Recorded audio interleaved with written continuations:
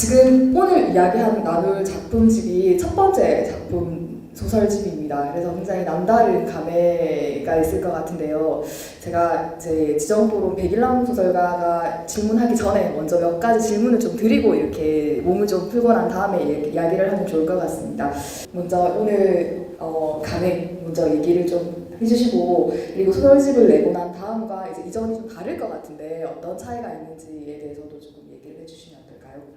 2013년도에 등단을 해서 2017년 말에 이 4년 정도 만에 첫 책이 나왔었는데 책을 만드는 과정에서는 크게 뭐 별다른 느낌이 없었습니다. 다른 분들은 어떠실지는 모르겠는데 막 내가 책이 나온다 막 대단하다 이런 생각은 별로 안 했었고요.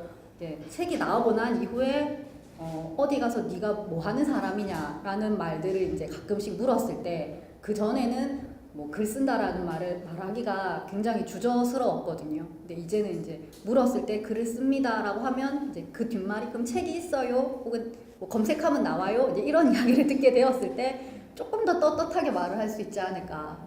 그게 약간 좀 달라진 점이 있고, 이런 행사를 통해서 내가 그래도 글을 조금 쓰는 사람이구나라는 거를 집에서 혼자 쓸 때랑은 좀 다른 느낌으로 제 소설 이야기를 할 수 있는 장이 만들어졌다라는 것이 책이 나온 이후에 가장 큰 달라진 점인 것 같습니다. 선영 소설가가 이제 글을 쓰게 된 동기, 이제 아까 그 양력 얘기하면서 말씀드렸는데 고고학과를 다니다가 이제 갑자기 글을 써야 되겠다라고 마음이 이제 바뀌었던 계기가 또 있을 것 같고요. 어떤 뭐 습작이나 이런 시기도 있었을 것 같은데 그런 얘기들을 조금 해주시면 될까요? 보통 이제 글을 쓰시는 분들이 이야기를 하시면 어릴 때부터 문학 소녀거나 이렇게 자기의 문청의 꿈을 많이 키우셨다는 이야기를 하시는데, 중고등학교 때도 독서부나 문예부를 한 번도 해본 적이 없었습니다. 뭐 배드민턴부, 정말로 뭐 전통문화연구부 뭐 이런 그 특별활동 부서도 했었고, 과도 이제 다른 데를 가서 그냥 책을 읽는 걸 좋아하는 학생일 뿐이지 창작을 해야 되겠다는 생각은 크게 안 했었고요. 제가 고고학 전공이다가 저희가 실습으로 발굴을 해야 되는데, 대학교 3학년 때 저희 정관 신도시 만들어질 때 발굴을 하러 갔습니다. 이제 거기가 학교를 만드는 부지였었는데, 그 잠깐의 그 에피소드가 저희 모두의 내력에 제가 썼거든요. 그러니까 그 유물 발굴 현장으로 가서 열심히 땅을 팠는데, 제가 판 삽을 아직까지 기억이 나는데, 이렇게 삽을 정말 삽질을 하거든요. 이렇게 삽을 넣었는데 뭐가 딱 걸리는 거예요, 밑에 흙에. 그래서 뭔가 대단한 걸 발견했는 줄 알고 저는 이 위에 선생님들을 불렀더니 이제 냄새가 너무 심한 역한 냄새가 나서 여쭤보니까 버리고 간 민묘였던 거죠. 그러니까 이제 산에 누군가가 무덤이 있었고 이제 밀고 거기에 학교를 짓는데 그 이장을 안 해간 묘였던 거예요. 그래서 이제 저희는 이제 그거를 손을 못 대게 하고 이제 현장에서 계시는 다른 분들이 이제 하셨는데, 그때가 어떻게 보면 굉장히 선명했던 그 기억이, 이게 사람이 죽고 사는 게 굉장히 한순간이고 내가 누군가의 시체를 만질 수도, 그 전까지 굉장히 평범한 학생이었는데 너무 선명한 기억으로 저한테 남아서, 그런 이야기를 그냥 책을 읽기만 좋아하는 학생이었는데 한번 써보고 싶어가지고 그때 처음으로 이제 단편소설을 한 편에 말도 안 되는 걸 한번 써가지고, 그 이후로 한번 뭔가 이 알 수 없는 비밀에 대해서 써보자. 그게 정말 그래서 다른 사람들에 비해서는 굉장히 늦을 수도 있지만 좀 명확한 계기로 소설을 쓰게 됐던 거. 어떤 선명한 기억이나 이런 굉장히 충격적인 그 기억이나 경험을 통해 가지고 글을 써야 된다라고 생각이 들어. 정관 신도시에서 그런 일이 있었다. 제가 한 데는 학교였고요. 거기는 조선시대 민묘. 민묘. 민간인 조선시대. 지금 말씀하신 내용이 그 모티브가 된 소설이 아마 모두의 내력인 걸로 알고 있는데, 나중에 이제 백일남 작가가 그 얘기를 좀 풀어내지 않을까 싶습니다. 먼저 제일 첫 작품이 모두의 내력 소설집에 있는 첫 작품이 해바라기 벽입니다. 오전 소설가께서 이제 등단작이라고 말을 할 수 있겠는데요. 보통 이제 빛이 프리즘을 통과하면 빛이 굴절되죠. 저는 어쩜 그게 작가의 시선일 수도 있다, 그런 생각을 갖다 해보곤 합니다. 중요한 거는 지금 이 해바라기 벽에서 이 사회 현상을 바라보는 작가의 프리즘, 그리고 작가의 시선에 대해서 말씀을 드리지 않을 수 없는 부분이, 이 해바라기 벽이라는 작품을 쓰게 되면서 그 벽화 마을에 있는 사람들에 대한 입장에 대해서 계속해서 고민을 하시고 쓰셨다고 얘기가 좀 들어있더라고요. 그래서 이게 바로 작가가 어떤 시선을 가지고 가면서도 작가가 어떤 자세를 가지는지 그 부분이 가장 소설에 대한 자세이기도 하고요. 그 부분이 가장 중요한 것 같은데 등단작인 이 작품을 쓰게 된 동기 그리고 그 과정 그리고 과정이 쉬웠는지 그리고 그 과정 중에서 어떤 고민과 어려움들이 어떤 것들이 있었는지 거기에 대해서 좀 얘기를 해주시면 감사하겠습니다. 이 소설이 2013년도 1월에 이제 신문에 나온 건데 제가 쓴 거는 한 2011년, 12년 아마 이때쯤이었던 것 같아요. 이제 그 무렵에 인터넷에 이 벽화 마을이 굉장히 부산에 많다. 그래서 이제 좋은 이야기였죠. 가서 그 나비 앞에서 사진 찍고 어린 왕자 앞에서 사진 찍고 이런 것들을 봤는데 예쁜 사진들이었어요. 그 당시에 막 미니 홈피, 블로그 이런 거 할 때여가지고 갔다 와서 사진 찍으면 나도 올릴 거리가 생기겠다라는 굉장히 소박한 마음을 가지고 이제 친구들이랑 같이 사진 찍으러 놀러를 갔는데 막상 가보니까 제가 인터넷으로 봤던 거랑 현실이 굉장히 다른 거예요. 네, 그러니까 그게 예쁘다라고 돼 있는 부분은 굉장히 부분적인 내용들이고 거기서 사람들이 다 살고 있는데 거기에 막상 이렇게 카메라를 대고 사진을 찍는다는 게 괜찮은 걸까? 네, 라는 의문이 처음에 들었습니다. 그리고 그때가 이제 초창기여가지고 벽화 마을이 요즘에는 이제 그 이후로도 문제가 많이 되니까 안에 있는 사람들이 뭐 사생활 침해라던가 문제가 생긴다라는 기사들이 많이 나오는데 그때까지만 해도 이제 이게 잘된 예, 공공미술이 잘된 예로만 신문에 계속 나오더라고요, 언론에. 그래서 좋지만은 않지 않을까라는 의문을 가지고 일단 이에 대한 이야기를 한번 써보아야 되겠다라는 생각이었고요. 근데 이 시선이 무조건 피해를 받고 있는 혹은 불쌍한 소녀의 입장만 한다면 그거 역시도 굉장히 한쪽 방향으로만 치우쳐져 있을 것 같다는 생각이 들었어요. 그러니까 우리가 흔히들 뭐 사회적 약자나 소외자에 대한 이야기를 말할 때 그 사람들이 굉장히 순정한 사람들이어야 된다라는 의식을 가지고 있다는 생각이 들거든요. 근데 누구나 욕망을 가지고 있는데 자기의 어떤 경제적인 위치가 안 좋다라고 해서 그런 욕망마저도 없는 건 아니라는 생각이 들었기 때문에 이 친구는 자기의 어떤 욕망을 가짜 블로그를 운영하는 것으로 나타내면서 그 대리만족을 하고 있는 거죠. 그래서 그런 양가적인 면이 다 있는 친구를 한번 만들어 보고 싶어서 이런 모습으로 지금 나타났었고 누가 가장 예민하게 받아들일 수 있을까라고 생각을 했을 때 고등학생, 여고생 정도라면 자기가 찍혀서 의도치 않게 노출되는 것에 제일 반발이 심할 것 같아서 화자가 이렇게 됐던 것 같고요. 제가 여기에 사는 사람이 아니기 때문에 아까 말씀하신 것처럼 굉장히 조심하게 되는 부분들은 있었습니다. 같습니다. 제 소설을 보고 네가 뭔데 다 아는 것처럼 말해 라는 것을 생각할 수 있다는 생각이 들거든요. 근데 소설가가 글을 쓴다고 해서 모든 것을 다 알고 쓰는 것은 저는 아니라고 생각이 들어요. 각자의 경험이 다 다르고 그것을 바라보는 시각도 다르기 때문에 그래서 제 입장에서는 이제 조심을 하면서 이런 시각으로도 볼 수 있지 않는가라는 하나의 예로 이 소설을 쓰게 된 것 같습니다. 다음 질문을 드리려고 하는데 이번 질문은 책 전체 소설에 관계된 내용입니다. 어떻게 표현해야 되나 싶으면 제가 이제 아까 또 잠시 하기 전에 질문을 던지고 대화를 좀 나눴었는데 선생님 소설은 약간 주인공들의 극단적 자세, 극단적 태도 그리고 주변 인물들도 뭐 포용 같은 게 없습니다. 잘 실수 한번 하면 끝까지 밀어붙입니다. 만약에 두 번째 소설에 있는 로드킬 같은 게 한 번 실수했는데 전 회사원이 와서 공격을 하죠. 몰려나고 마찬가지입니다. 해바라기 벽 같은 경우에도 용서고 뭐 얘한테 왜 이러노 이런 사람 한 명도 없습니다. 그냥 끝까지 밀려가가지고 결국은 해바라기 벽에다가 똥을 퍼붓죠. 끝까지 결말이 끝까지 갑니다. 어찌 보면 이제 아침 드라마의 설정 같은 그런 부분인데 근데 놀라운 건 그걸 보다가 저도 좀 이 부분에 처음에 이제 오승훈 선생님 작품을 보면서 너무 극단적인데 이런 생각을 하다가 순간에 탁 터지든지 아니면 이 설정들이 부딪혀갖고 어떤 헐거운 결들이 생겨나요. 그 결들이 생겨날 때 그때 또 희한한 효과들이 나오더라고요. 예를 들면 그 소설 뒷부분에 소설집에 이제 밤의 행진이라는 소설이 있습니다. 전셋집을 찾으러 가는데 정말 말도 안 되는 전셋집들이 계속 나옵니다.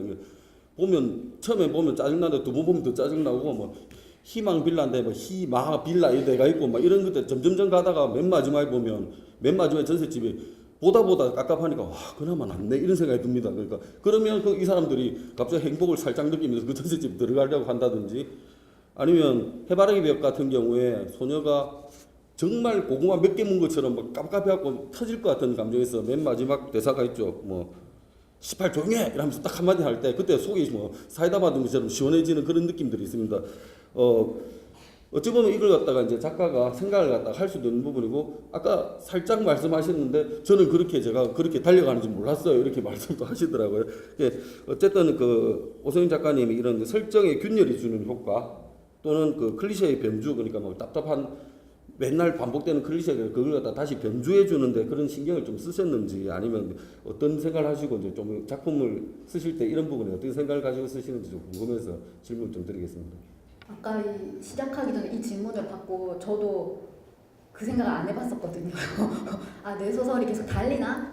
근데 말을 듣고 보니까 달리더라고요, 되게. 근데 그 전과 비슷한 게 이제 제가 제 중고등학교 친구들이 이제 책을 보면 이제 읽고 나서 친구들한테는 글 쓰는 선영이보다는 그냥 친구 선영이가 더 가깝잖아요. 그래서 제가 그냥 앉아서 이야기하는 거 좋아하고 조용조용한 이미지였는데 소설 안에서 막 죽이고 막 던지고 막 똥을 퍼붓고 이러니까 뭐 성격 이런 줄 몰랐다면서 막 이렇게 성격 알고 보니 실물과 다르게 되게 네 성격 되게 더럽네 막 이러면서 이런 말들을 하던데 이게 제 안에 있던 어떤 면이 이렇게 소설을 쓰면서 나온 건가? 나의 욕구 불만이 소설을 통해서 평소에 못하는 욕을 얘가 대신해 주는 건가?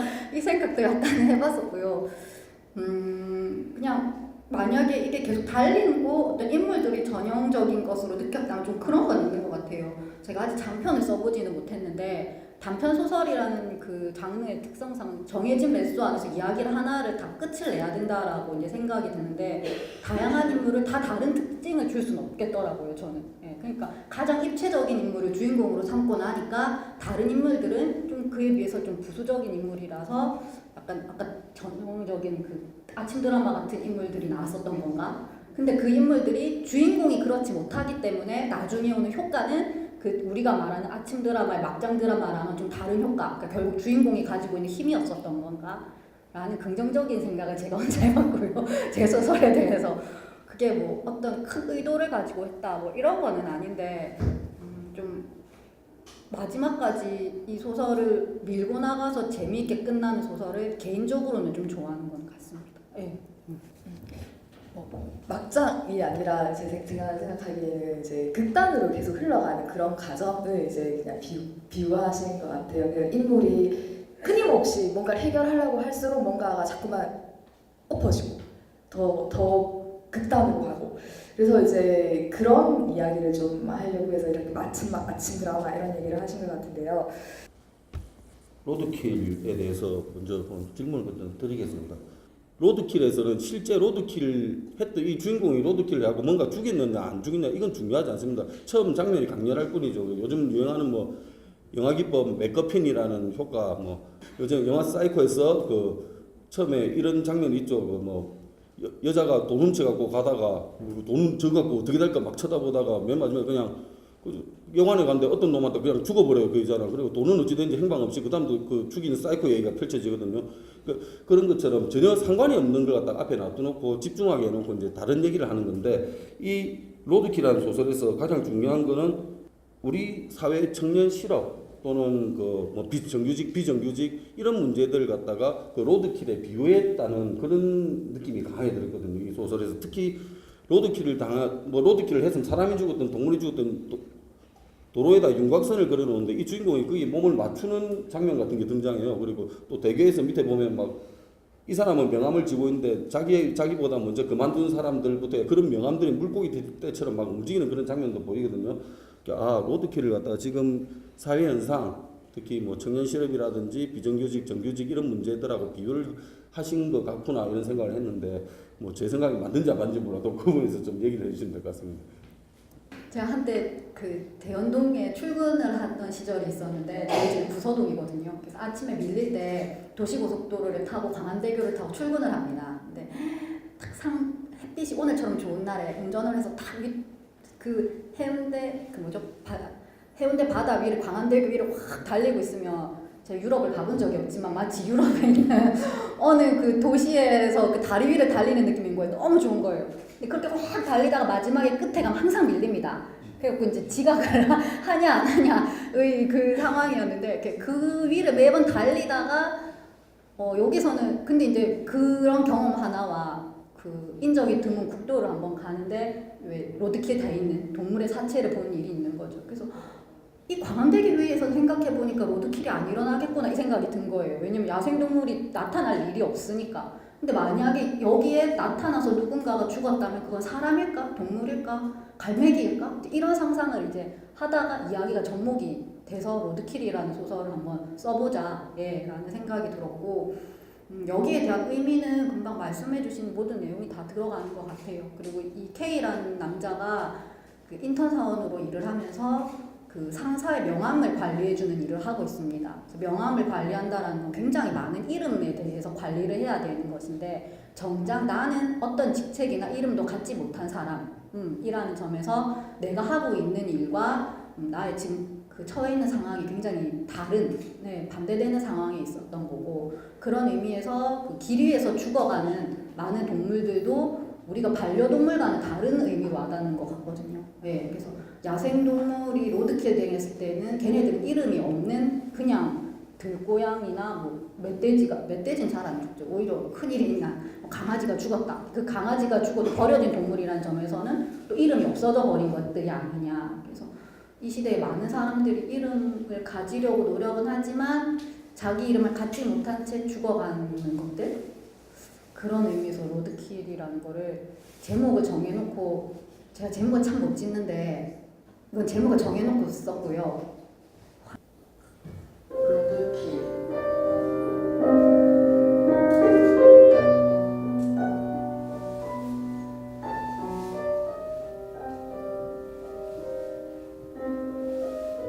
주머니에서 휴대전화가 울었다. 여보세요? 여보세요? 수화기에 귀를 바짝 붙였다. 마음 버튼을 눌러 소리를 가장 크게 키웠다. 여보세요? 한 번 더 물었다. 절벽의 바닥에서 누군가 숨을 쉬고 있었다. 피투성이가 된 몸으로 온 힘을 다해 숨을 쉬었다.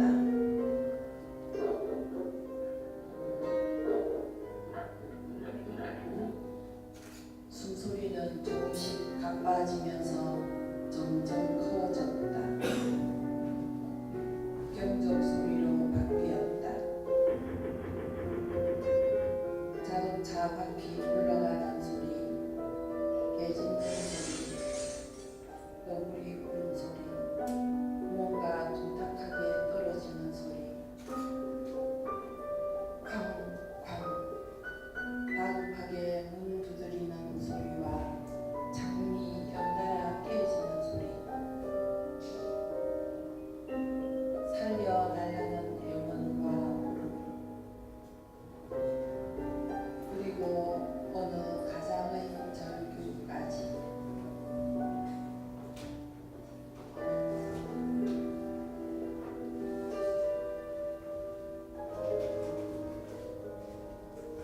이 도시의 모든 소리들이 거대한 쓰나미처럼 몰려왔다. 게이를 물속 깊은 곳으로 끌고 갔다.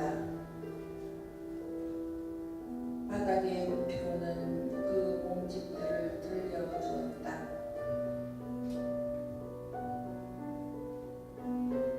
게이의 뺨을 타고 눈물이 흘러내렸다. 손등으로 훔쳐내도 눈물은 계속해서 흘렀다.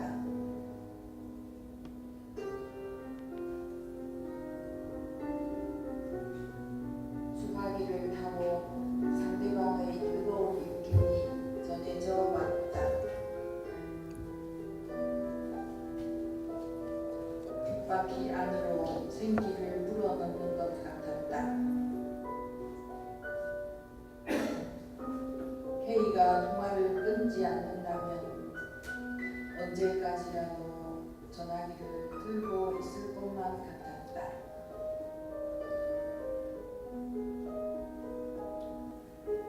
저기 뚝뚝뚝 상대방은 K가 입을 떼지 마라 떼자마자 황급히 전화를 끊었다. 휴대전화를 쥐고 있던 손이 열기로 뜨거웠다.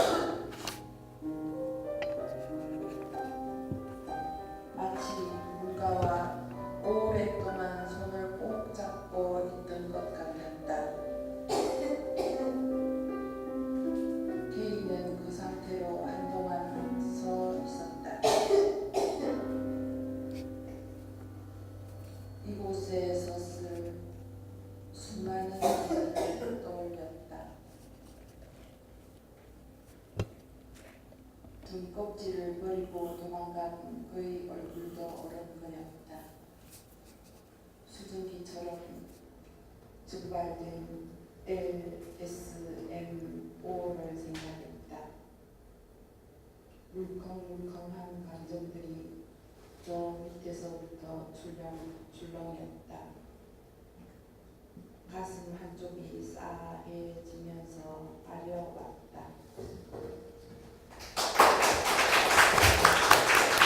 이 로드킬을 선택한 이유가 있을 것 같은데 그 외 로드킬 중에서도 이 부분을 지금 낭독을 하셔야 되겠다라고 생각하신 건지 여쭤봐도 괜찮을까요?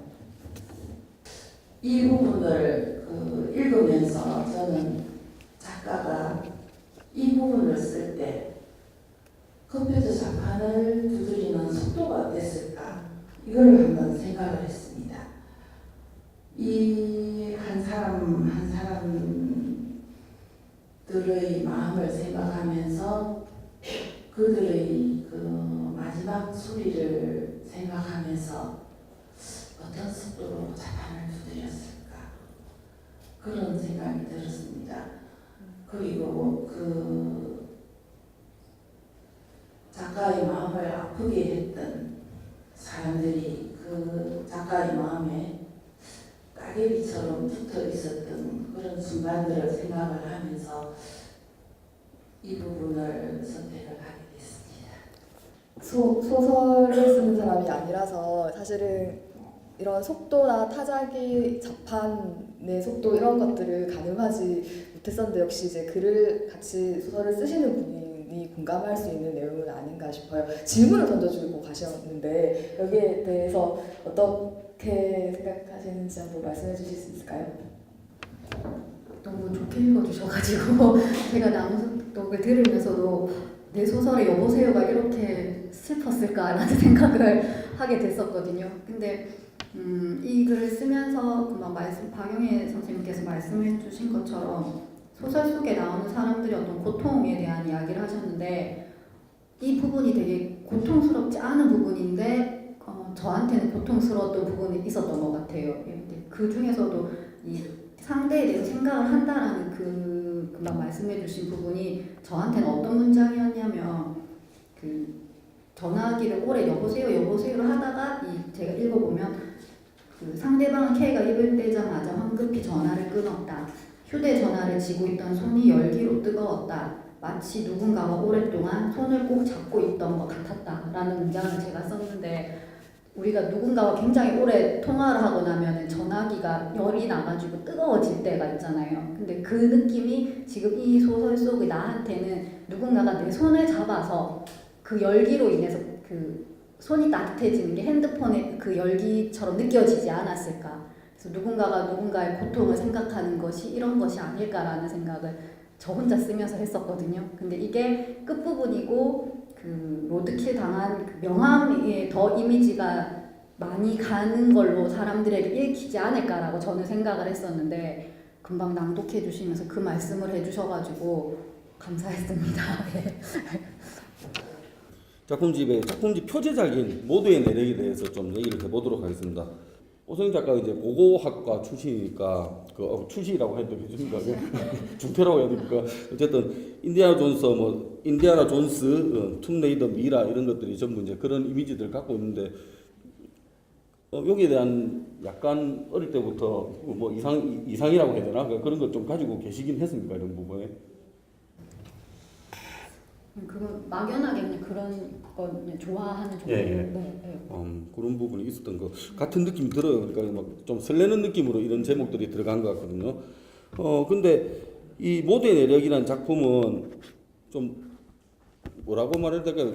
다른 작품에서는 그 어떤 판타지적인 부분이 조금은 들어가더라도 그래도 좀 약한 부분, 로드캣에서도 물론 판타지적인 부분이 있지만, 근데 이 소설의 마지막에 보면 그 되게 권위적이라보다 그 권위를 가지고 계신 정 교수라는 이제 고고학 교수가 등장합니다. 그래서 이분이 말하면 뭐 거짓말을 하고 뭐 감자를 가지고 토우라 해도 사람들이 와 토우다 이러면서 믿고 막 이런 정도로 가는데 이 사람이 발가벗고 나요. 맨 마지막에 나신도로 나오는데 나신도로 아까 말씀하셨던 뭐 발굴하는 거기에서 혼자서 막 하고 있는데 이 주인공은 상당히 이제 괴로운 상태입니다. 자기가 가장 싫어하는 여자와 자기가 가장 좋아하는 남자가 껴안고 있는 장면도 보고 이러면서 이제 혼자서 막 뛰어가다가 넘어지고 막 이런 상황인데 거기서 그 정 교수라는 사람이 나신으로 뭐 판타지적으로 막 거기에 헤매고 있어요. 이제 막 거기서 헤매고 있는데 이 사람이 생각할 때 딱 보니까 이런 느낌이거든요.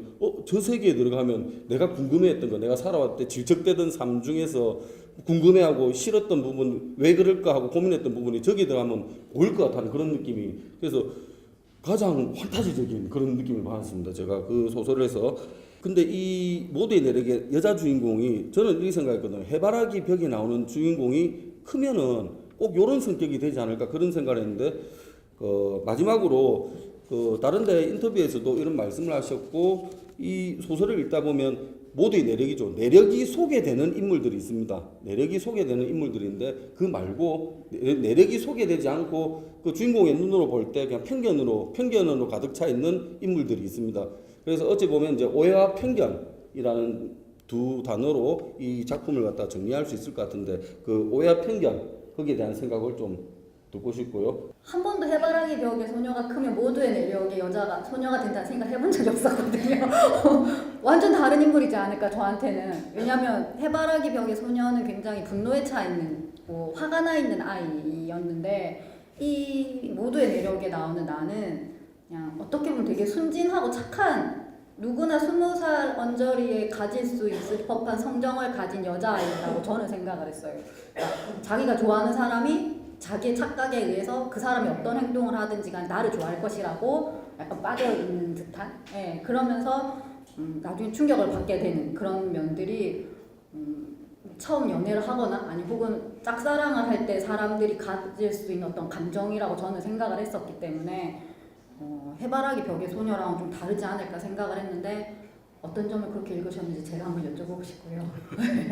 네, 그 판타지는 이게 약간 환상처럼 쓰긴 했죠. 네, 근데 이 오해와 편견과 또 연결이 될 것 같은데 이런 생각은 좀 했던 것 같습니다. 그 사람마다 각자의 내력을 가지고 있고 이야기를 가지고 있는데 그 이야기를 다 아는 사람들이 과연 있을까? 그러니까 이게 뭐라고 이제 저희가 지금 이게 물통으로 쓰고 있는데 근데 제가 이건 물통으로 나왔지만 화분으로 쓸 수도 있는 거고 뭐 다른 꽃받침과 화분 비슷하죠. 그다음 아무 밥그릇으로도 쓸 수 있는 건데 결국에는 그것을 썼던 사람들과 어떤 이야기는 지나가서 없어져 버리고 사후적으로 우리는 그 이야기를 추측해서 무언가를 판단하지 않을까. 그래서 마치 여기 소설에서 정 교수님이 들어온 것이 토인지 감자인지 사람인지 모르는 거죠. 우리는 모른다라는 것에 대해서 생각을 하면서도 사람들은 뒤에 와서 마치 이 소설 속 나처럼 안다라고 착각을 하지 않을까. 근데 끝까지 모를 것 같아요.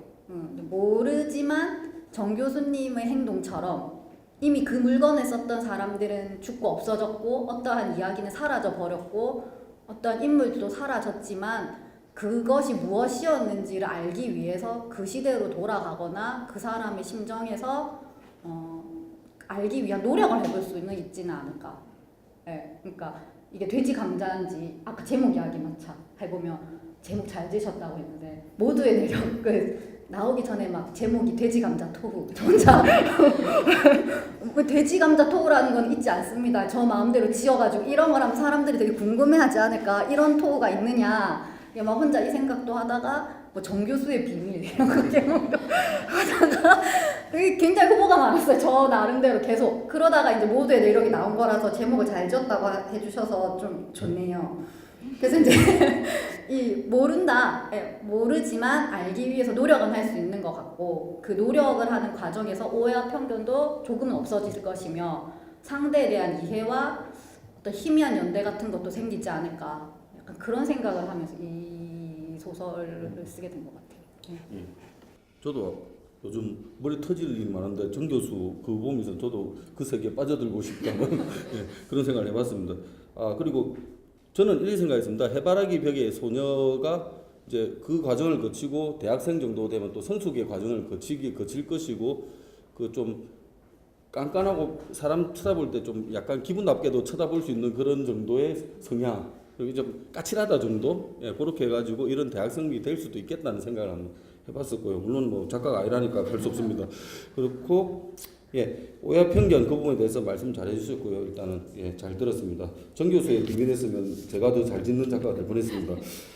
일단 다섯 번째 이제 소설은 칼이라는 소설입니다. 이 칼이라는 소설인데 되게 저는 이 칼이라는 소설에 좀 집중을 하고 싶습니다. 대단히 이제 흥미로운 부분을 가지고 있는데 이 소설집의 소설이 다른 소설 속에 등장하는 폭력들보다 실질적으로 그냥 눈앞에서 팍팍 터집니다. 그냥 때리고 부수고 던지고 뜨거운 물 붓고 막 이랍니다. 한 소녀가 계속 당하죠. 이걸 갖다가 그러니까 아주 대단한 폭력을 갖다가 담고 있습니다. 그리고 근데 이 소녀는 남성이 가지지 못한 그 어떤 미래를 예측한다든지 그런 신비로운 힘을 또 가지고 있죠. 어떻게 보면 상투적일지 몰라도 남성과 여성의 대결이라고 볼 수도 있고 아니면 심지어는 거기에 또 어머니는 그러니까 이 남자의 아내는 폭력에 순응하는 인물이고 여러 가지가 이거 되게 상투적인 부분일 수도 있는 인물들이 등장합니다. 그래서 또 아까 방금 나왔던 모두의 내력에 정 교수가 들어갔던 세계 같은 그런 느낌도 듭니다. 실제로 뭐 옛날에 막 이라고 칼 한 자루 들고 멧돼지 잡고 하는 그런 시절의 얘기가 나오거든요.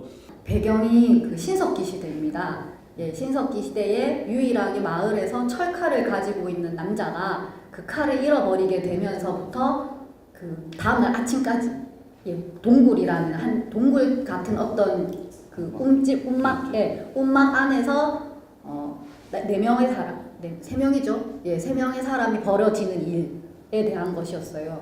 그래서 저는 이제 가장 그러니까 다들 돌로 만든 무기를 쓰는 사람들의 세계에서 철이라는 굉장한 무기를 가지고 있는 사람이 절대 권력자인 사람이 그것을 잃어버렸을 때 어떤 공포와 불안을 느낄 수 있었을까?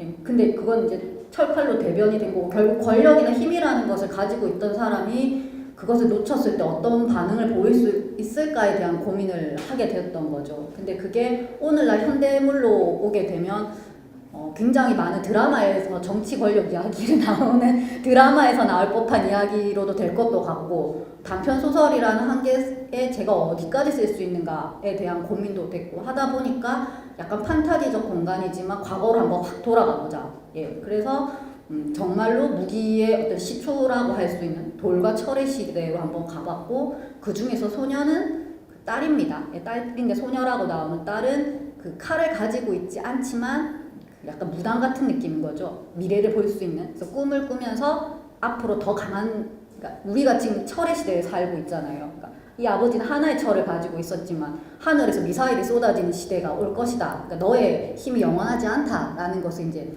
딸이 이제 벽화에 그림을 그리는 내용입니다. 하지만 결국 아버지에 의해서 죽임을 당하는 그런 내용이라서 백과사전은 만들기 이야기가 안 나왔지만 거기서 나오는 어떤 힘에 대한 이야기와 칼에서 말하는 힘에 대한 이야기니까 저한테는 비슷하게 와닿고요. 근데 그 배경이 이제 옛날로 돌아가 보자에 였었던 거고 굉장히 이게 피가 아까 폭력이 난무한다라고 말씀하셨는데 그건 맞는 것 같아요. 이 소설집 전체에서 결국에는 요즘으로 말한다면 친부 사례가 일어난 친자 사례가 일어나는 상황인 건데 제가 2013년도에 등단을 하고 그해 가을에 이 소설을 발표를 했었거든요. 근데 쓴 거는 등단 전에 썼던 거예요. 그러니까 마음대로 쓰고 싶을 때잖아요. 그렇다고 지금 뭔가를 안다라는 건 아니지만 오히려 아무것도 소설에 대해서 모를 때 이 아이디어들을 가지고 쓰고 싶은 대로 쓰다 보니까 인물들이 어떤 면에서는 전형적이지만 죽이고 살리고는 정말 재밌게 했던 느낌? 그래서 아 그렇구나. 근데 제가 지금 요즘 마감을 하나를 하고 있는데 지금 쓰는 소설은 그렇게 이것처럼 막 난도질에 피 튀겨라 하면 못 쓸 것 같은 거죠. 이게 어떻게 보면은 한 권밖에 안 냈지만 패턴이라고 해야 되나? 제 나름의 어떤 문법, 작법이 생겨서 이렇게 실험이나 하고 싶은 대로 못하게 된 것도 있는 것 같고, 예. 그래서 이 소설을 쓸 때는 되게 재밌게 썼습니다. 막 죽이고 살리고 하면서. 그래서 조금 다른 느낌은 아마 그런 부분들이 있었던 것 같아요. 방금 칼에서 또 힘에 대한 얘기를 하는데 백과사전 만들기 위해서 또 그 힘 그런 얘기가 좀 들어갑니다. 일단 힘에 대해서 뭐 우리가 알고 있는 가장 권력자였던 김일성 생일이라는 게 이 도의부에 막 등장하죠. 이제 4월 15일이라는 게 좀 신기해서 제한테는 좀 마음에도 드는 부분이기도 하고 제 개인사적으로 치면 제 음력 생일이 4월 16일이거든요. 그래서 이제 김일성 생일은 내보다 하루 빠르다 이런 거로 있다가 4월 16일 날에 그 엄청난 일이 벌어져 버렸죠. 저는 그 날이 좀 희한하게 다가옵니다. 어쨌든 그 숫자적으로 이제 그런 의미인데 어쨌든 김일성 생일이란 도입부 이런 부분이 있었습니다. 근데 이 백과사전 만들기를 보면 앞에 있는 이제 표제에 있는 모두의 내력이라는 건데 이 내력을 알지 못하면 이 소설 속의 내용을 갖다가 좀 이해를 그러니까 쉽게 말해서 소설 앞부분 좀 보지 않고 뒷부분만 보고 넘어가는 소설도 가끔씩은 있습니다. 이건 내력 모르면은 깝깝해서 미치는 소설입니다. 그러니까 컴퓨터가 난무하고 막 이러고 있는데 아버지는 여름에 선풍기도 켜졌다 꺼졌다 하는 선풍기 앞에서 백과사전 그걸 갖다 계속 쳐다보고 계시거든요. 깝깝해서 미칠 정도로 백과사전을 계속 쳐다보십니다. 근데 이 백과사전을 갖다 직접 만든다기보다 뭐 물론 사전을 만드는 직업을 가지고 있지만 이 주인공이 이 아버지가 가지고 있는 백과사전의 맨 마지막에 그 태블릿 PC 뜻을 갖다가 저 주인공이 적어가지고 끼워 넣는 장면에서 상당한 그 고구마 감자 10개를 먹었던 그 장면을 끝까지 이끌어오다가 그게 맨 마지막에 툭 터지는 그런 느낌이 있거든요. 백과사전 만들기 이 부분을 갖고 저도 주변에 이제 오선영 작가 소설 중에서 이거 괜찮다는 얘기를 제가 솔직히 몇 번 들었습니다. 백과사전 만들기 누구라고 말은 못하겠는데 몇 명이 아주 괜찮다 이 소설이 자기들 좋았다 이런 얘기가 하는 몇 번 들었었습니다. 그래서 사실 그 백과사전하고 지금 현재 뭐 태블릿 PC 컴퓨터하고는 비교가 안 되죠. 그러니까 비교가 되지 않는데 이 부분을 갖다가 끝까지 밀고 가가지고 맨 마지막에 이제 이런 부분을 탁 보여주시는데 이게서 저는 이제 어떤 질문을 드리고 싶냐면 작가님이 말하고자 하는 여러 주제들 중에 그러니까 쉽게 말해서 어떤 내력과 그 의미 그리고 그 의미를 갖다가 구축하고자 하는 내력이 가진 힘이 얼마나 강한 것인지 가장 여실하게 보여주는 작품인데 그 내력에 대해서 그러니까 질문을 좀 드리고 싶어요. 그러니까 쓰실 때 어떤 인물들이라든지 어떤 소재라든지 이 부분에 대한 내력을 갖다가 어떻게 방식으로 소개를 해가지고 이렇게 쓸 것이다 하는 걸 생각하시고 쓰시는지 아니면 그 쓰시다가도 이런 부분에서 이 부분에 대해서는 더 밝혀가지고 더 강한 힘을 갖다 줄 수 있겠다 싶은 부분이 있는지 창작하실 때 그런 것들 좀 여쭙고 싶습니다. 먼저. 그래서 덧붙이면은 저도 이제 백과사전 만들기를 굉장히 재밌게 봤는데 이제 오선영 소설가가 이제 불명확한 것들, 사라지는 것들 이런 뭐 개념, 단어 이런 것들에 대해서 굉장히 기억을 기억하게끔 만든다라는 생각이 백과사전 만들기나 뭐 모두의 내력을 통해 가지고 조금 읽힌다고 생각이 들었거든요. 그래서 아마 그런 맥락인 것 같은데 뭔가를 정확하게 알기도 어려운 시대이고 그리고 굉장히 선명하게 알지 못하는데 이런 것들이 유력이나 뭐 백과사전에 나오는 사물이나 이런 것들을 사실 뭐 컴퓨터 치면 다 나오는 것들인데도 불구하고 책을 통해 가지고 의미를 정확하게 알 때까지 보는 것 뭐 이런 것들에 대해서 같이 한번 얘기해 볼 수 있지 않을까 싶기도 한데 그 4월 15일 맞추셨는데 말씀을 드리면 제 생일입니다. 제가 4월 15일에 태어났거든요. 그래서 네, 그렇네요. 전 양력 4월 15일입니다. 저는 음력 4월 15일. 네. 그래서 초등학교 때 그 방공교육을 받잖아요. 저는 받았거든요. 80년대 초등학교를 들어갔는데 그 이제 선생님이 말씀을 하신 거죠. 4월 15일이 됐는데 이제 김혜성 생일이다. 그날 생일 파티를 하기로 했었습니다. 친구들이랑 저희 집에 와서. 근데 애들이 갑자기 너는 빨갱이냐 이렇게 돼버린 거죠. 정말. 어린 나이에 너무 쇼크를 받아가지고 내가 보고 빨갱이래 이래가지고 네, 그때 그런 느낌이 있었던 거예요. 그러니까 이제 저희 아버지께서 우리 딸의 생일을 축하해주기 위해서 북한에서는 명절이다 이렇게 말씀을 하셨죠.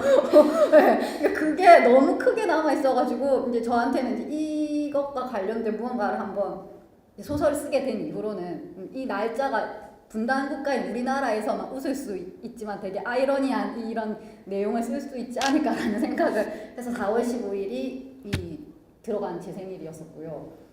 백과사전 이야기는 내력이라고 해야 되나? 저희 집에 어릴 때 다들 한 번씩은 있으셨을 것 같은데 이제 책 출판 판매원들이 집으로 왔습니다. 맞죠? 80년대, 90년대만 되면. 그래서 와가지고 이제 위인전도 사라고 하고 백과사전도 사라고 하고 막 이러는데 이제 엄마한테 막 사달라고 하는데 이제 비싸잖아요. 전집들이. 그러니까 어머니가 잘 안 사주셨어요. 특히 뭐 전집은 사놔봤자 안 본다. 네, 전시용이다. 이랬는데 이제 집에 학년이 올라갈수록 백과사전이 있어야지만 할 수 있는 숙제들이 생기더라고요. 동화사전으로는 해결할 수 없는 문제들이 생기는 거죠. 그래서 이 백과사전을 파는 분들이 왔을 때 이제 사달라고 했던 기억이 있습니다. 그래서 그걸 샀어요. 집에 초록색깔 커버 여기 나오는 것처럼. 근데 이제 시간이 지나면서 저도 그걸 안 보고 자리는 많이 차지하니까 이사를 갈 때마다 엄마가 이걸 버려야 되냐 말아야 되냐를 고민을 하시는 거예요. 버리려니까 너무 아깝고, 왜냐면 비싸게 샀고 깨끗해요. 제가 잘 안 봤기 때문에, 동생들도 안 봤기 때문에. 근데 가지고 있으려니까 짐이고, 네, 이제 그런 백과사전에 대한 것들을 이제 앞에 이야기랑 이 이야기랑 이제 다른 저의 경험들이 있었던 거죠. 이제 그러다가 컴퓨터 시대로 오니까 정말 필요가 없게 돼버린 것들. 그래서 한때는 굉장히 중요하고 소중했던 것들이 이제는 의미 없어져 버렸구나. 예. 근데 그것이 가장 힘을 가지고 젊었던 아버지의 젊은 시절에 나에게 백과사전을 사주셨던 부모님 혹은 어머니의 모습과 좀 겹쳐지는 부분들이 있지 않을까. 그래서 그것들이 컴퓨터의 세대로 오면서는 그냥 손쉽게 없어져 버린다라는 생각이 들어서 그 두 개가 이제 같이 접목이 됐었고요. 이 역시도 지금 소설에서는 태블릿 PC로 제가 써놨는데 이게 그 평사리 문학상을 탈 때도 또 몇 년 전이잖아요. 그러니까 제가 이 책을 내려고 이 원고를 다시 뽑아 보니까 제가 거기서는 PDP라고 혹시 아시나요? 옛날에 그 스마트폰도 조그마한 지금의 스마트폰보다 조금 더 큰 크기의 영상을 다운받아서 들고 다니면서 볼 수 있는 기계가 있었습니다. 제가 PDP라고 써놨더라고요. 그러니까 그 사이에 이 PDP도 과거의 물건이 돼서 이제 더 이상 필요가 없어져 버린 거예요. 그래서 PDP로 그대로 소설을 낼까 하다가 정말 모르는 사람이 많겠더라고요. 짧게 있다가 없어져 버려놓으니까 그거는. 그래서 이제 태블릿 PC로 바뀌었죠. 이게 소설책이 나오면서. 그러니까 잊고 있었던 것들을 우리는 어떻게 보게 되는가? 이런 생각들도 좀 했던 것 같습니다. 너무 빨리 잊혀지는 것 같다는 생각이 드네요. 그것에 대해서 붙잡는 사람들이, 글을 쓰는 사람들이 아닐까라는 생각도 듭니다. 네, 이제 두 번째로 낭독 한번 이제 또 들어보고 다시 이야기를 풀어가겠습니다. 아버지는 어느새 입을 벌리고 자고 있었다. 앙상한 몸통과 근육이 빠져서 흉물함을 내신 팔뚝을 낡은 속옷이 감싸고 있었다. 검버섯인 얼굴도 현역 시절에는 상상할 수 없던 모습이었다. 엄마는 마트 회식 때문에 늦는다고 했다. 남동생은 컴퓨터가 생겼어도 친구들과 PC방을 갔다. 나는 아버지에게 다가갔다. 쌕쌕 숨소리를 내면 아버지는 아기처럼 잤다. 아버지가 펴놓은 백과사전의 맨 밑 단어는 테이블, 탁자였다. 다음 단어는 테이프였다. 아버지가 찾는 단어가 무엇인지 알 수 없었다. 나는 테이블을 읽고 그 다음에 나오는 테이블을 읽었다. 아버지는 내가 곁에 있는 것도 모르고 계속 잤다. 잠결에 꽁알꽁알 잠꼬대를 했다. 충성을 하는 듯 했고 차려웠을 하는 것도 같았다. 확실한 건 하나도 없었다. 어쩌면 입술이 말라 침을 발랐을 수도 있었다. 태블릿 PC. 아버지가 태블릿 PC를 말했던가. 나는 흥얼거리는 잠꼬대 속에서 또박또박 발음하는 알파벳 단어들을 발견했다. 그건 중세국어 사전에서 찾을 수 없고 백과사전에서 찾을 수 없는 며칠 전 남동생이 입을 통해 갈아낸 신종 단어였다. 아버지가 찾으려고 하는 단어가 태블릿 PC였을까? 아버지는 남동생에게 36개월 할부로 태블릿 PC를 사주고 싶던 걸까? 컴퓨터 앞으로 다가갔다. 인터넷 백과사전을 열어서 태블릿 PC를 검색했다. 태블릿 PC. 키보드 없이 손가락 또는 전자펜을 이용해 직접 LCD 화면에 글씨를 써서 문자를 인식하게 하는 터치스크린 방식을 주 입력 방식으로 하여 프로그램을 실행할 수 있는 모바일 인터넷 기기. 아버지는 백과사전 사이에 숨어 있었던 게 아니었는지 모른다. 책들이 만들어 놓은 두꺼운 벽 아래 깔려 있었던 건지도 모른다. 아버지는 책장 너머의 세계를 보고 있었던 걸까? 책과 책 사이의 그 틈들을 보고 있었던 걸까? 그 틈이 언젠가 벌어지고 무너져 내려 새로운 세계가 도래할 것을 기대하고 있었던 걸까? 나는 종이 위에 검색된 단어의 뜻을 옮겨 적었다. 그리고는 아버지가 펴놓은 책장 사이에 끼어들었다. 백과사전의 촉수가 한쪽 더 늘어나는 순간이었다. 아버지의 백과사전은 태블릿 PC의 뜻이 나와 있는 초록색 커버의 유일한 고정판 백과사전이었다. 네, 잘 들었어요. 목소리가 굉장히 들리시네요. 오늘 초대 작가분이 초대하셔서 이렇게 납독하신 걸로 알고 있는데 어떤 관계인지 그런 지금 금방 그 부분을 읽어주신 이유를 한번 좀 얘기 들어볼까요? 제가 이 백과사전 만들기의 이 부분을 선택한 이유는 일단 저 처음에 고민을 많이 했습니다. 그러니까 제가 사실 제일 좋아했던 소설은 모두의 내력이라는 소설이었거든요. 아까 백일남 소설가께서도 말씀하신 것처럼 이 오선영 소설가 소설 속에서 가장 좀 환상적이었던 면이 많은 게 모두의 내력이라는 소설이기 때문에 그 소설을 좋아했는데 이번에 이렇게 낭독하는 자리가 있다고 했을 때 한 번 더 좀 읽어보자라는 생각을 했고 소설들을 한 번 더 읽어봤을 때 이 백과사전 만들기가 저에게 좀 많이 와닿아서 이 소설을 선택하게 되었습니다. 제가 느끼기로는 오선영 소설가의 소설에서 공통적인 부분이 좀 있다면 서술자가 인물들에게 객관적인 어떤 거리를 유지하려고 좀 노력을 한 듯한 느낌을 주는 부분이 있다는 거였습니다.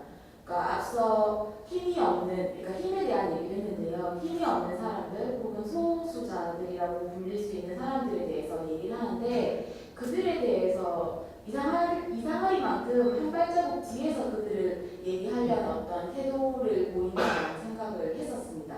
그러다 보니까 소설 전반적으로 어조 같은 것들이 조금은 건조하고 냉랭한 부분이 있지 않을까라는 생각도 좀 듭니다.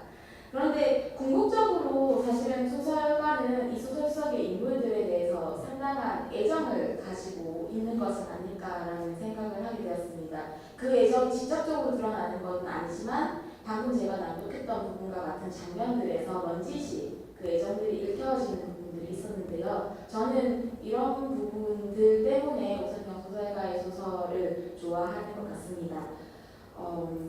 인물들 역시 사실 좀 공통적인 부분들이 있는 것 같아요. 좀 세속적인 인물들을 그려내고 그 인물들의 욕망 그리고 그 욕망이 자결되는 모습을 계속해서 소설에서 얘기를 하고 있는 것 같은데요. 결국에는 소설가가 얘기하고 싶은 것은 그 인물들의 욕망의 어떤 옳고 그름이라던가 욕망이 충함의 문제가 아니라 그러한 욕망밖에 품을 수 없는 어떤 세계 혹은 그러한 욕망조차 자제될 수밖에 없는 세계에 대해서 좀 얘기하고 싶은 게 아닐까라고 저는 생각을 하고 있습니다. 그러다 보니까 그런 어떤 비정한 세계 속에 인물을 던져 넣어서 그 인물들을 직조해내는 데에 대해서 조금은 어떤 안타까운, 미안한 같은 감정을 느끼고 있는 것들이 이런 장면들에서 저는 좀 일깨워진다고 생각을 했어요. 백과사전 만들기 같은 경우에 좀 전에도 얘기를 하셨는데 사실 그 인물들 아까 소수자들, 소외자들, 힘이 없는 사람들도 많이 얘기하고 있지만 마치 오래된 백과사전과 같은 인물들도 소설에서 종종 얘기를 하고 있는 것 같습니다. 그런 인물들에게 거리를 두고 어떤 멀리서 지켜보고 있는 것처럼 보이지만 사실은 그 인물들의 어떤 그 오래된 사전에 태블릿 PC의 어떤 뜻을 적어넣어주는 어떤 행위 이런 것들에서 작가가 제가 앞서 말한 어떤 인물에 대한 애정 같은 것들 것들, 어떤 짠함 같은 것들을 보여주는 것 같아서 저는 이런 장면들이 나오는 소설이 좋은 것 같습니다. 네, 이상입니다. 네, 저도 이제 공감할 만한 부분이 굉장히 많은데 거리두기는 해바라기 벽부터 아까 사실 그런 얘기를 했었죠. 뭐 소녀에 대해서 함부로 이제 공감하기도 그리고 또 이렇게 애정을 가지는 것도 굉장히 위험한 건 아닌가라고 생각하고 또 그런 글쓰기를 계속해서 이렇게 하고 있다라는 생각이 듭니다. 그런데도 불구하고 아까 그 장면 읽어줬던 부분에서는 네, 저 또한 이제 그런 오래된 백과사전 같은 아버지를 통해 가지고 생각해볼 부분이 없나 이렇게 생각이 드네요. 네, 잘 들었습니다. 저는 이제 밤의 행진 이 소설을 보면서 이 모두의 내력에 있는 소설들 중에서 가장 그래도 유머가 가장 좀 있는 작품이 아닌가. 그러니까 이야기꾼으로서의 조금씩 또 글을 쓰시다 보면 이야기꾼으로서의 면모를 갖다 차츰 또 드러내는 작품들이 있는데 이 작품이 그렇지 않을까 싶은데 시시때때로 전화벨이 울린다. 딴딴따단 이런 게 계속 울리거든요. 심각한 상황이든 뭘 해야 되는 상황이든 그리고 너무 지친 상황에서도 딴딴딴이 울리면 계속 진행이 됩니다. 그래서 그러니까 아까 초반에 좀 극단적으로 주인공들 몰아붙인다기보다 이번에는 이제 전화벨 소리가 얘들 계속해서 끌고 가는 거죠. 이야기 속에서. 그런데 이 소설 밤의 행진은 사실 진구 서면에서 시작했고 계금 거기다 북구 덕포동까지 있는 요 부산 탐방기라고도 지금 볼 수 있습니다. 근데 부산 탐방기는 탐방기인데 타지 사람들한테는 잘 안 알려진 동네들이죠. 그러면서 서면은 유명하지만 그 말고는 뭐 계금 그것도 전셋집인데 되게 엉망진창인 전셋집들을 갖다 전전하면서 그런 장면들입니다. 그런데 이 소설 말미에 경치가 참 좋다는 얘기를 하거든요. 근데 또 타지 외지 사람들이 보면 부산은 경치 좋으면 바다가 보여야 되고 뭐 마천루 뭐 제가 싫어하지만 저쪽에 센텀 쪽이라든지 이쪽에 뭐 WCT라든지 삐죽삐죽 솟은 그런 걸 갖다 상상한다든지 뭐 광안대교나 부산항대교 이런 걸 그리는데 그런 장면이 아닙니다. 여기는 부산 덕포동이니까 저쪽으로 보면 사상방면 이쪽으로 해갖고 보이는 그런 낙동강 저 멀리로 있고 좀 어찌 보면 황량할 수도 있는 밤은 좀 예쁘겠지만요. 그런 장면들을 갖다가 보여줍니다. 그래서 어쩌면 밤의 행진 이 소설은 작가가 지역에 대한 우리가 자기가 살고 있는 지역에 대한 이야기를 또 하고 싶지 않았나 이런 생각도 한번 해보고요. 그리고 의미를 부여하고 뭐 로컬의 또 다른 모습이라든지 이런 부분을 갖다 다루고 싶지 않았는가. 우리는 그럼 이곳에서 어떻게 살아가고 있는가 그런 얘기들. 그래서 그런지 몰라도 다른 소설보다 훨씬 많은 양의 사투리가 등장하고 실제 지역명들이 등장하곤 하거든요. 질문 드리고 싶은 게 아까도 말씀드렸듯이 내가 살고 있는 곳에 대한 이야기를 갖다 쓰고 싶다라든지 뭐 로컬에 대한 어떤 부분을 갖다 얘기를 하고 싶었다든지 그런 부분을 좀 여쭤보고 싶습니다. 부산 이야기를 좀 하고 싶어서 썼던 소설인 거는 맞는 것 같아요. 예, 근데 그 말씀하신 것처럼 부산을 다룬 대부분의 어떤 영화나 드라마에서는 뭐 해운대, 광안리, 저쪽 센텀 쪽에 세계에서 제일 큰 백화점 뭐 이런 거 나오잖아요. 예, 나오는데 막상 부산에 사는 사람들 중에서도 해운대 해수욕장에 가서 여름철 해수욕을 하는 사람이 몇 명이 있을까? 저는 해본 적이 없는 것 같은 거예요. 부산에 살고 있는데 지금 피서철에 가가지고 그러면 부산 하면 해운대 하는 건 도대체 누구의 시각인 것인가? 라는 생각. 아니면 또 부산을 다룬 이야기들이 부산을 떠난 연세가 좀 있으신 분들이 과거의 부산을 회상하는 내용. 내가 살았던 고향이 이래서 되게 좋았는데 지금은 못 가서 아쉽다라는 식의 부산에 대한 이야기들이 계속 나온다는 생각이 좀 들었어요. 그래서 이 소설의 내용이 저는 새로운 내용은 전혀 아니라고 생각이 들거든요. 그래서 그냥 부산에 살고 있는 부산에서 20대를 보냈고 30대가 된 사회초년생이자 예비 신혼부부가 결혼을 하기 위해서 집을 구하러 다니는데 너무 비싼 거죠. 아까 말한 해운대 센텀 쪽이나 그 광안리 쪽 바다 보이는 데는 너무 비싸서 신혼부부가 절대 살 수가 없습니다. 예. 그래서 그 사람들이 방을 구하러 다니다 보니까 여기 가고 저기 가고 산 위로 올라가고 하다 보니 저 멀리까지 덕포동까지 이제 가게 되는 그런 이야기여서 내용 자체는 저는 별로 새로운 게 없다고 생각이 들었는데 굉장히 재미있었던 게 오늘 말고 이런 이제 책이 나오고 출판사 덕분에 한 몇 번 이런 자리를 학생들이랑 그냥 일반 책을 읽으신 분들이랑 이야기를 하는 자리가 있었는데 다들 이 소설이 신기하다고 하시는 거예요. 자기가 살고 있는 지역이 이렇게 현재성을 가지고 소설에 나온다는 게 굉장히 잘 이해가 되면서도 새로웠다. 근데 그 말씀을 듣고 나니 한편으로는 새롭지 않은 이야기인데 새롭게 와닿은 것은 부산에 내가 살고 있고 부산에서 많은 작가들이 글을 쓰고 있지만 그 소설에서 어떤 식으로 부산이 나타나고 있는 것일까를 역으로 제가 다시 한번 고민을 하게 되는 그런 계기가 좀 된 것 같습니다. 부호들 같은 경우에 이제 집 이야기 3부작이라고 대담에서도 말씀하시고요. 뭐 집에 대한 얘기입니다. 쉽게 말해서 어머니가 돌아가시는데 집이 있는지 몰랐는데 집이 생긴 거죠. 그러니까 가장 사랑했던 막내한테도 집을 갖다 있다고 밝히지 않았는데 그러니까 제일 큰 누나, 그 다음에 중간에 오빠, 그리고 막내 이렇게 되는 거죠. 근데 이 세 가족이 어떻게 다 알아냅니다. 어머니한테 집이 있었다는 걸. 그리고 이제 서로 물고 뜯기 시작하는 거죠. 이제 물고 뜯기 시작하는 그런 부분인데 그 물고 뜯으면서 이제 화자는 막내인 납니다. 그래 여기에서 이제 저는 이제 주목했던 부분이 어쨌든 모두의 내력이라는 부분이기 때문에 또 내력이 들어가는 거죠. 이 내력 중에서도 어떤 오세훈 작가의 소설을 보면 한 인물이 있습니다. 한 인물이 그냥 써가지고 자기의 내력을 얘기하면 그 중간에 주변 인물들이 각자의 내력을 갖고 있는 거죠. 그러니까 내력이 시줄 날줄 이런 식으로 엮이면서 주인공이 거기 이끌려가는 어떤 부분들이 생깁니다.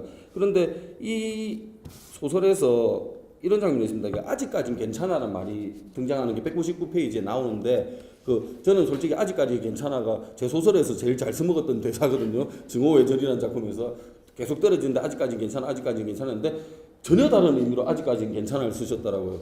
아직까지는 괜찮아를 갖다가 자기 자신이 얘기하는 게 아니고 주변에서 자기 언니고 오빠가 니는 아직 괜찮아, 니가 뭐 힘들어 하면서 난 아직 괜찮아 이렇게 타자가 자신을 갖다가 내력을 갖다가 그냥 지정해 줘 버려진 거죠. 지정해 줘 버리니까 이 사람이 결국에는 난 안 괜찮다고 하고 화를 내는 내용 같았어요. 난 안 괜찮다고 하면서 결국은 이제 집문서를 다 혼자서 빼돌려 갖고 도망간다고 표현, 도망까지는 아니라도 어쨌든 해먹는 거죠, 혼자서. 그런 어찌 보면 발칙한 거죠. 나는 안 괜찮다고를 갖다가 확실하게 자신의 내력을 다시 밝히는 그런 소설이라고 저는 생각했거든요. 그 부분에서 어찌 보면 해바라기 벽의 주인공 또는 다른 주인공보다 훨씬 더 적극적으로 변한 주인공의 모습이기도 했고요. 이제 그 부분에서 작가님 생각은 또 뭐 어떠신지, 이 주인공의 모습이 좀 다른 소설보다 변한 모습이 있는데 어떤 건지 그걸 좀 여쭈고 싶습니다.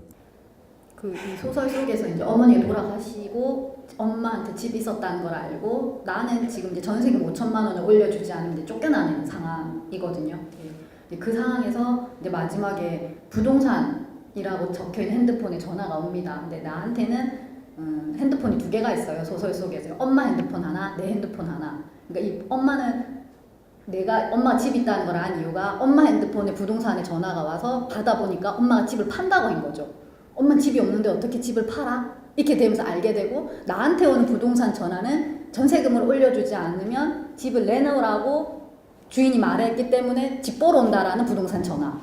그래서 마지막에 이 전화가 막 옵니다. 부동산이라고 찍혀있는 전화가. 근데 나한테 온 전화인지 엄마한테 온 전화인지는 모르는 상태로 어쨌든 난 받겠다 라는 결심을 하고 얘가 끝을 내는데 해바라기 벽의 소녀라고 생각한다면 이제 적극적이란 말이 그런 것 같아요. 일단 화자의 나이가 달라지고 있고요.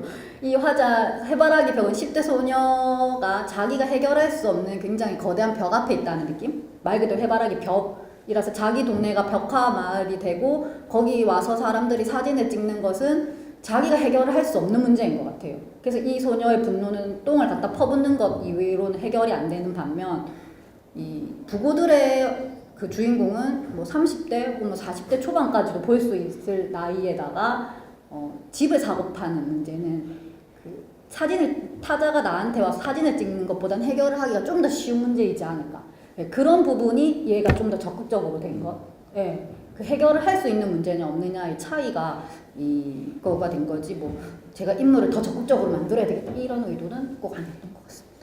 나는 일정한 주기도 기간도 없이 도통 감을 잡을 수 없는 애인의 마음처럼 그렇게 왔다. 불룩하게 튀어나온 만삭의 배는 상자를 들지 말라며 무언의 명령을 내렸다. 발끝으로 밀어본 상자는 얼음판 위에 나무 썰매처럼 별다른 저항 없이 옆으로 미끄러졌다. 무엇이 들어서 이렇게 가벼운 걸까?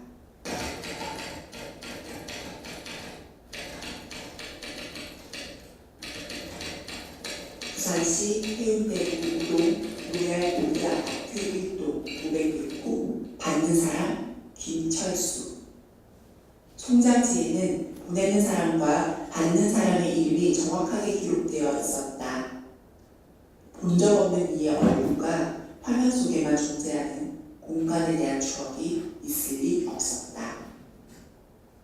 장을 처음 본 날에는 그는 빈 상자를 적고 있었다. 나는 병원에 가야 한다며 외출증을 끊어 학교를 나왔다. 담임은 무표정한 얼굴로 외출증에 사인을 해주었다. 현관 앞에 황토색 상자가 놓여 있었다. 방금 배달되어온 중국 음식처럼 상자에는 아직 온기가 남아 있었다. 다세대 주택 입구에서 나를 스쳐간 이가 떠올랐다. 상자를 내려놓고 있는 힘을 다해 계단을 뛰어내려갔다. 상자를 두고 간 이가 누구인지, 왜 보내는 건지 묻고 싶고 듣고 싶고 보고 싶은 것들이 많았다. 여자는 수증기가 되어 증발한 것처럼 흔적없이 사라져버렸다. 하지만 낯설면서도 익숙한 뒷모습을 어떻게 이해해야 될까? 그리고 장이 눈에 들어왔다. 고마워요. 미역과 손잡이를 잡은 노인이 장을 향해 말했다. 사실은 미역화를 통째로 뺏어서 팔 생각이었어. 그런데 네가 보고 있어서 그렇게 못했어. 잘 보이고 싶었거든. 알아. 오래된 이 집에서 어린 나와 엄마 아빠가 살았다. 아파트 건설 현장에서 벽돌을 나르던 아빠는 위에서 떨어진 벽돌에 머리를 맞았다. 아빠는 병원 응급실에 도착하기도 전에 구급차 안에서 죽었다. 엄마는 사라지기 전날 앞으로 내게 필요한 물건들이라 여겨지는 것들을 두 손 가득 사왔다.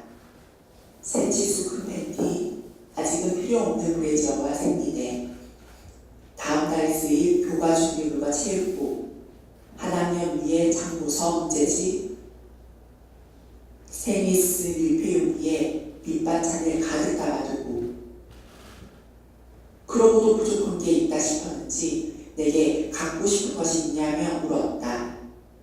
엄마 어디 가? 가긴 엄마는 어딜 가?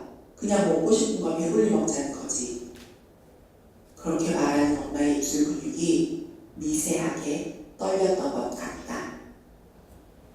전기밥솥에는 새하얀 쌀밥이 가득 들어있었다. 전기밥솥의 밥이 바닥을 보이자 천장 안에 인스턴트 음식을 꺼내 먹었다. 아빠는 돌아오지 못하는 곳으로 떠났지만 엄마는 언제까지 내 곁에 있을 거라고 맹세했었다. 인스턴트 식품이 다 떨어지자 상자가 배달되어 왔다. 상자 안에는 천장 안에 있던 것과 같은 종류의 음식이 가득 들어있었다. 나는 음식을 쌓아둬도 항상 배가 고팠다. 그에 반해 장에게 중요한 것은 상자가 아니라 그 안에 든 물건이었다. 크기가 작아도 무게가 얼마 나가지 않아도 값이 나가기만 하면 그에게 필요한 것이 되었다. 그가 내 상자를 대하는 태도와 생각을, 그것을 바라보는 눈빛의 색깔과 밀도를, 아니 그가 떠날까 싶어 내 물건을 파는 것도 눈 감을 수 있었던 거다.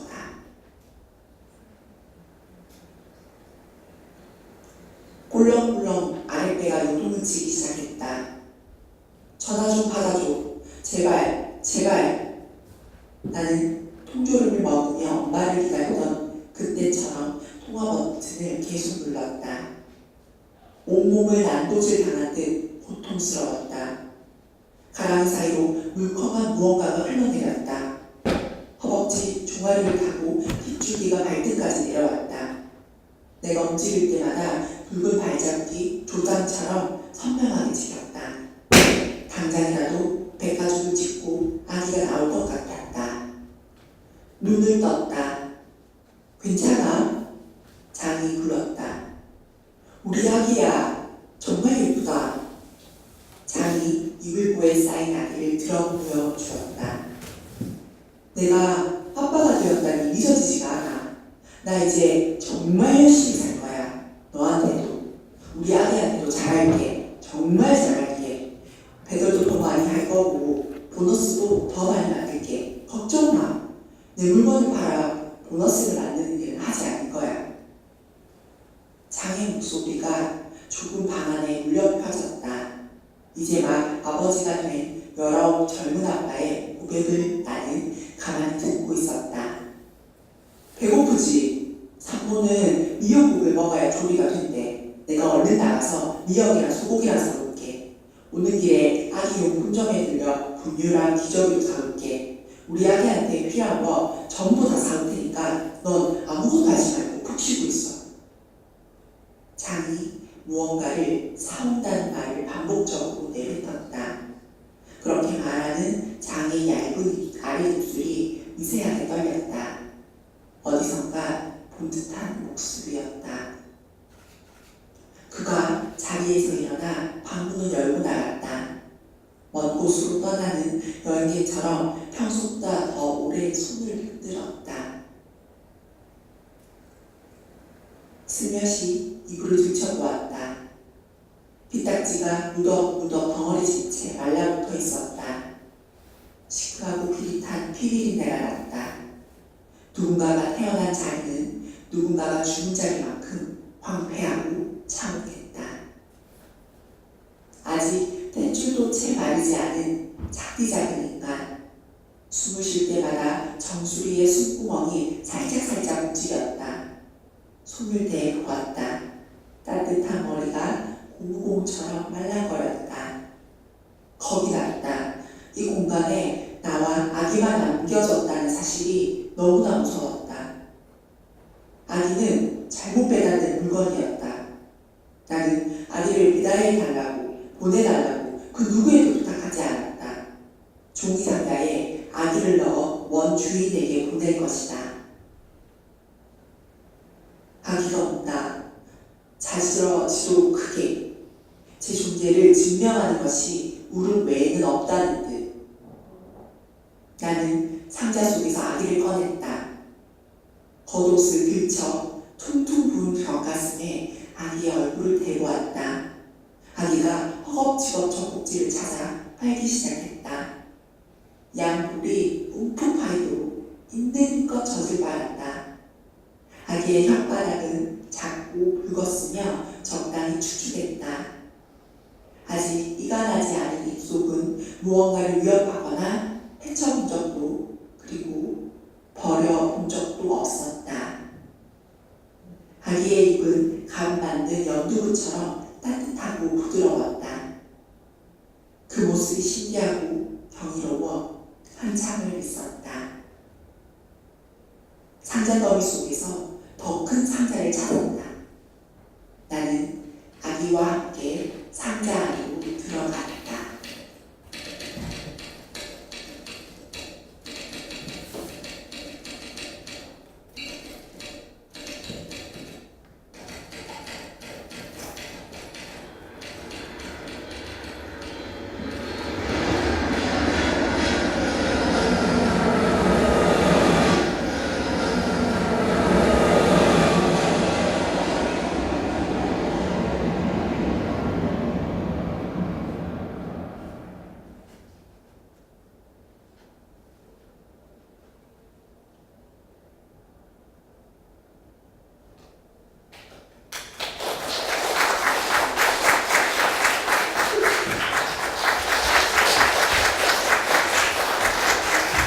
제가 이제 모두의 내력을 갖다 한 두 번에서 세 번 정도 걸치면서 읽었습니다. 읽고 이제 우리 선생님이 여러 가지 시도도 하시고 그런 부분이 있는데 저는 그냥 제 개인적으로 밤의 행진 같은 어떤 유머러스한 그런 부분도 많이 좀 가지고 오셔가지고 그 작품에 그런 것들 투영해가지고 원래 제가 그렇게 쓰는 스타일이라서 그런지 그런 부분이 있다면 훨씬 더 부드럽게 자신의 얘기를 좀 할 수 있지 않을까 싶은 생각이 들어서 그 정도 말씀을 갖다가 그냥 충고라기보다 그냥 그렇게 한 편 정도도 한번 써보시면 어떨까 하는 생각이 들어서 말씀드립니다.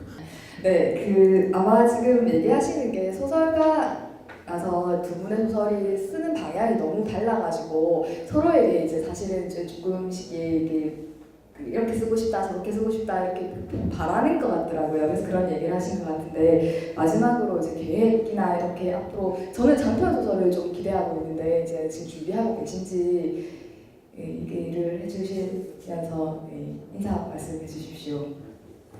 첫 책이 나오고 나니까 앞서 말씀드린 것처럼 조금은 글을 쓰는 사람이구나라는 실감이 나는 것 같아요. 제가 써서 그냥 컴퓨터상에만 있던 글들 혹은 잡지에만 있던 글들이 한 편으로 다 묶여서 내 이름으로 무언가가 나온다라는 것이 굉장히 힘이 되는 부분, 부끄럽기도 하지만 힘이 되는 부분도 있기 때문에 앞으로도 그냥 재미있게 계속 글은 열심히 쓰도록 하겠습니다.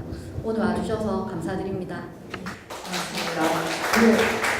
금요일 저녁이고 굉장히 무더운 날인데도 불구하고 이렇게 자리해 주셔서 너무 감사하고요. 다음 달에 또